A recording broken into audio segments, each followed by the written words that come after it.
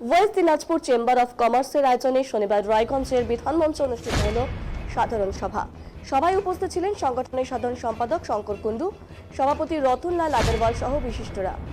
West Dinajpur chamber of কমার্সের সম্পাদক শঙ্কর কুণ্ডু বলেন, জেলার বিভিন্ন জায়গা থেকে ব্যবসায়ীদের সঙ্গে বিভিন্ন রকম বিষয় নিয়ে আলোচনা করা হবে। আলোচনার অন্যতম বিষয়টি হলো ব্যবসার ক্ষেত্রে বিভিন্ন রকম আইকন আছে, সেই সমস্ত কিছু ফিস অনেকটাই বেড়ে যাওয়ায় ছোট ছোট ব্যবসায়ীদের ফাইন দিতে হচ্ছে। পাশাপাশি এদিন তিনি কমিটি গঠন হবে বলে জানিয়েছেন।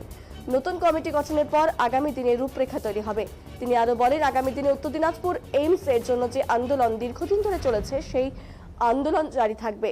পাশাপাশি উত্তর দিনাজপুর থেকে যে কোনো জায়গায় যোগাযোগের জন্য রেল পরিষেবার জন্য তারা জোর দেবেন।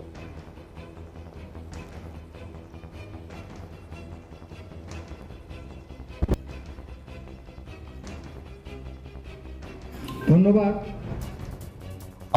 আমাদের প্রতিষ্ঠাতা স্বর্গীয় জয়নাল সোমানী মঞ্চে আমাদের এটা অ্যানুয়াল জেনারেল মিটিং হচ্ছে। সোনাপুর থেকে বাংলা চেকপোস্ট বিভিন্ন এলাকা থেকে সংগঠনগুলো তাদের 2 বা 4 প্রতিনিধি দিয়ে আমাদের এখানে হাজির হয়েছে। সেখানে আমাদের এটা সম্মেলন, এই সম্মেলনে আমাদের ব্যবসায়ীদের বিভিন্ন সুযোগ সুবিধা, বিভিন্ন সুবিধা তার এলাকার আলোচনা হবে এবং নতুন কমিটি আজকে আমাদের তৈরি হবে। এই উদ্দেশ্য নিয়ে আমাদের আজকে এই সম্মেলন। এতদিন তো আপনি ছিলেন দায়িত্বে, তো নতুন কমিটি গঠনের পরে কি করার ইচ্ছে রয়েছে নতুন ভাবে? নতুন কমিটি এখনো হয়নি, হওয়ার পরে সেই কমিটি আলোচনা করে যা ঠিক করবে সেই অনুযায়ী আমরা এগোবো। তবে আমাদের মধ্যে তো এমস এর একটা আন্দোলন আমাদের মধ্যে রয়ে গেছে। আমাদের দিল্লির ট্রেনটা পাইনি, সেটা একটা আন্দোলন রয়ে গেছে। বুনিয়াদপুর টু কালিয়াগঞ্জ যে রেল লাইন পথের জন্য আমরা অনেক আন্দোলন করেছিলাম, সেটার ফলপ্রসূ আমরা পাচ্ছি এখন।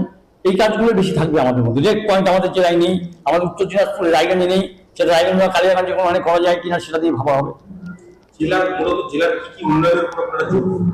আমরা মূলত যোগাযোগ ব্যবস্থাকে বেশি জোর দেবো। রায়গঞ্জ থেকে বাঁশরী রাস্তা, আমাদের কালিয়াগঞ্জ থেকে বুনিয়াদপুর রেলপথ, এমস, দিল্লির ট্রেন, যে ট্রেনটা আমরা হারিয়ে ফেলেছি সেই নতুন করে ট্রেন, এগুলো আমাদের কাছে